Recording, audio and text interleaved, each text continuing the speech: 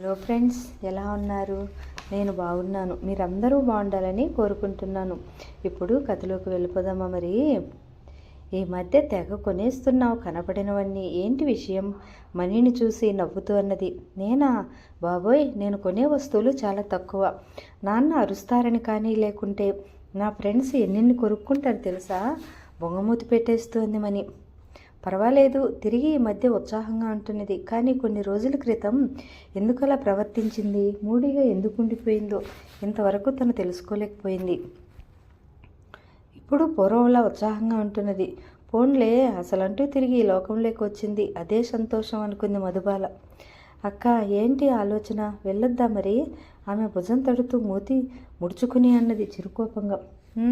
సరే వెళ్ళు. డబ్బుకేమైనా కావాలా? ఏమైనా? వద్దు, నాన్న ఇచ్చినవి ఉన్నాయి కానీ మరి నేను వెళ్తా అంటూ కిందికి పరిగెట్టింది. ఏమిటి మీ చెల్లెలు గారు పరుగులు పెడుతున్నారు? నవ్వుతూ లోనికి వచ్చాడు రవికాంత్. షాపింగ్కి వెళ్తారని వచ్చింది. ఏమన్నావు? వెళ్ళమన్నాను.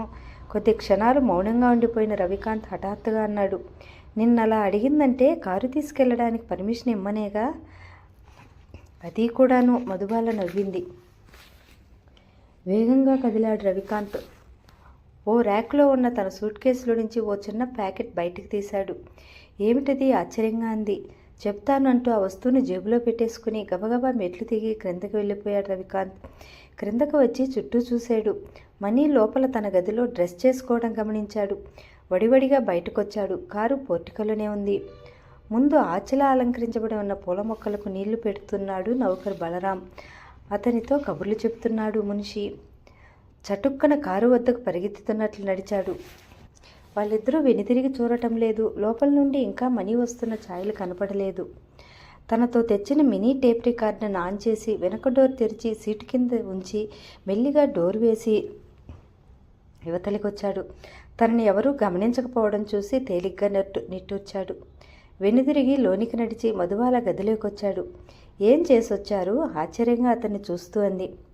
చెప్తాను కానీ మధు, నాకు విషయం చెప్పు. మీ నాన్నగారి వ్యక్తిత్వం ఎలాంటిది? చటుక్కుని అడిగాడు ఆమె పక్కగా కూర్చుంటూ. అంటే మీ ఉద్దేశం? కనుబొమ్మలు ముడిచి చురుగ్గా చూస్తూ అన్నది. కోపం తెచ్చుకోవద్దు మధు, మీ అమ్మగారి చిన్నతనంలోనే మరణించారు కదూ? అవును. మంచి వయసులో ఉండి కూడా ఈయన ఎందుకు వివాహం చేసుకోలేదు? మా అమ్మ మీదే ప్రేమ అలాంటిది. పెద్దయ్యాక ఆయన మాటల వల్ల నేను గ్రహించాను. అమ్మని విపరీతంగా ప్రేమించిన వ్యక్తి ఆయన. తను మరొకరిని వివాహం చేసుకున్నా ఆ వచ్చే మారుటి తల్లి నా కన్న తల్లి కాదు కదా, సవతి తల్లి. నన్ను సరిగ్గా చూడదని ఆయన కనిపించి ఉండొచ్చు. నా గురించైనా ఆయన వివాహం చేసుకొనకపోయి ఉండవచ్చు. నీకు అంతవరకే తెలుసు మధు, అదోలా నవ్వుతూ అన్నాడు కాంత్. అంటే? ఆశ్చర్యంగా అంది. త్వరలోనే తెలుస్తుంది. మీరు చెప్తున్నది నాకు సరిగ్గా అర్థం కావడం లేదు, ఆందోళనగా అన్నది మధుబాల. నిలకడ మీద అన్ని నిజాలు నీకు తెలుస్తాయి, అంతవరకు ఓపిక పట్టు. కానీ మీ నాన్నగారి గురించి నీకు తెలిసిన రహస్యాలు ఏమైనా ఉంటే నాకు చెప్తే మంచిది.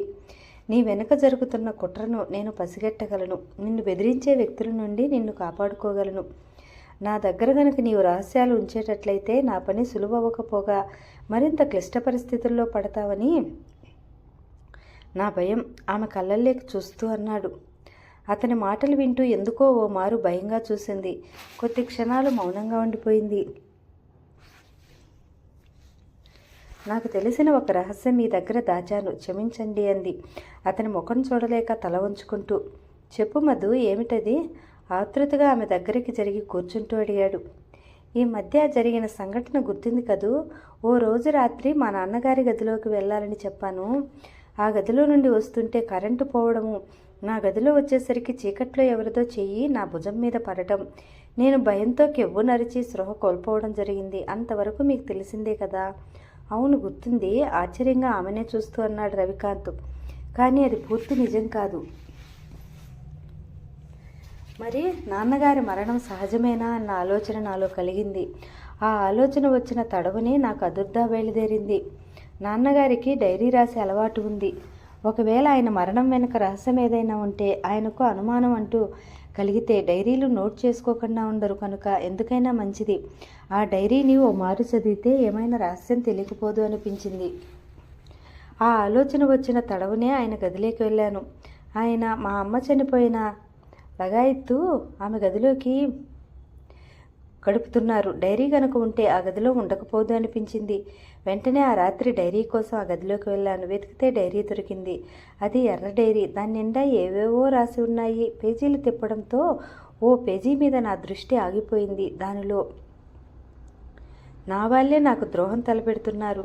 వాళ్ళ బారి నుండి తప్పించుకోవాలి. ఈ ఆస్తిని నా బిడ్డని రక్షించుకోవాలి. ఎలా ఎలా ఎలా ఇంతవరకు చదవగలిగాను. ఇక ఆ గదిలో నుండి బయటపడి నా గదిలోకి వచ్చి మిగతా మొత్తం చదువుదామనుకుని వెనుదిరిగాను. ఇంతలో టక్కుని ఎవరో నేనున్న గదిలో స్విచ్ని ఆపేశారు. అక్కడి నుండి బయటపడి నా గదిలోకి వస్తుండగా ఆ చీకట్లో నా గదిలోకి చేరగానే తలుపు చాటు నుండి ఎవరిదో చేయి నా భుజం మీద పడింది. భయంతో అరిచి స్పృహ కోల్పోయాను. తర్వాత మీకు తెలిసిందే, ఆ ఎర్ర డైరీ మాయమైంది. నా భుజం మీద చేయి వేసి నన్ను భయకంపితురాలని చేసిన ఆ వ్యక్తే దాన్ని అపహరించుకుపోయి ఉంటాడు. లేకుంటే ఆ డైరీలో ఎన్ని రహస్యాలు బయటపడేవో. నా తండ్రికి ద్రోహాంతలా పెట్టిన వారెవరు? నన్ను భయకంపితురాలను చేసిన ఆ వ్యక్తి ఎవరు? ఈ ఇంట్లోకి ఎలా రాగలిగాడు అన్నదే నాకు దొరకని సమాధానం. వీటన్నింటినీ పట్టి చూస్తే నాన్నగారిది సహజ మరణం కాదనిపిస్తుంది. సమయం వచ్చింది గనుక చెప్తున్నాను. మన వివాహం మునుపు మరో భయం గొలిపే సంఘటన జరిగింది. ఏమిటది? ఆశ్చర్యంగా అడిగాడు రవికాంత్ ఆమె చెయ్యిని తన చేతిలోకి తీసుకుంటూ. ఓ రోజు అర్ధరాత్రి నాకు మెలక వచ్చింది. వెంటనే తిరిగి నిద్ర పట్టలేదు. ఏదో ఆలోచిస్తూ ఉండిపోయాను. ఇంతలో ఎవరిదో మెట్ల మీదుగా నడిచి వస్తున్న బూట్ల శబ్దం వినిపించింది.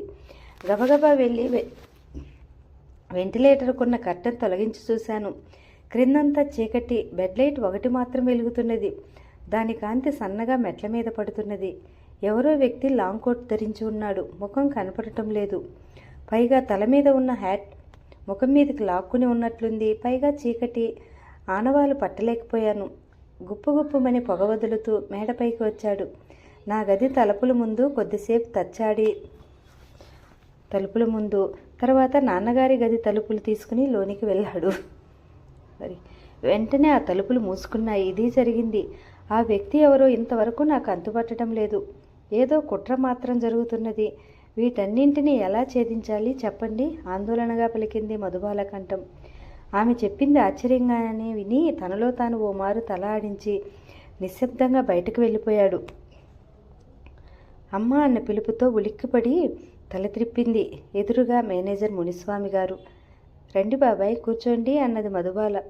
ఏమ్మా అదోలా ఉన్నావు? ప్రశ్నించాడు మునిస్వామి.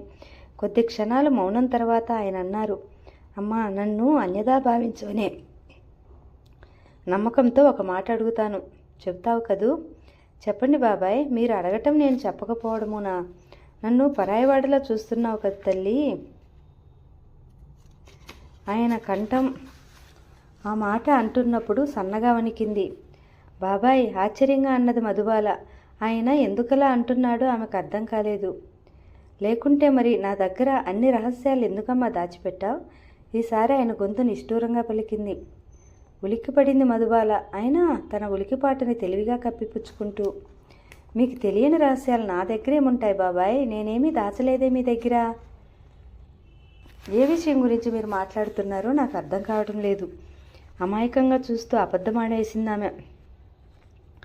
ఏమీ లేవా అమ్మా అదోలా చూస్తూ అన్నారాయన.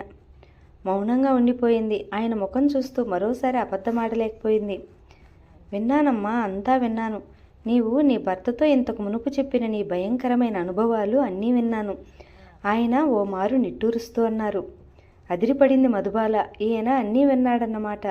ఇలా రహస్యంగా వినడం తప్పుగా భావించలేదన్నమాట. ఆమెలో కొద్దిగా కోపం కలిగింది.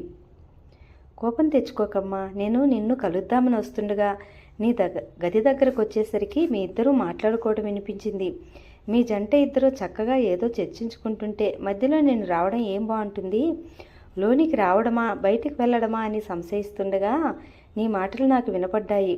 ఆ భయంకరమైన సంఘటనలు వినేసరికి నీవేదో ప్రమాదానికి గురవుతున్నావన్న భయంతో అన్నీ అక్కడి నుండే విన్నాను తల్లి. ఇప్పుడు చెప్పమ్మా, నా దగ్గర ఇన్ని రహస్యాలు ఎందుకు దాచావమ్మా? మీ నాన్నగారి డైరీ విషయంలో నీకు ఎదురైన అనుభవం, నీ తండ్రి గారి గదిలోకి వెళ్ళిన ఆ లాంగ్ కోట్ వ్యక్తి, ఏమిటమ్మా ఇదంతా? తలుచుకుంటేనే భయంగా ఉంది.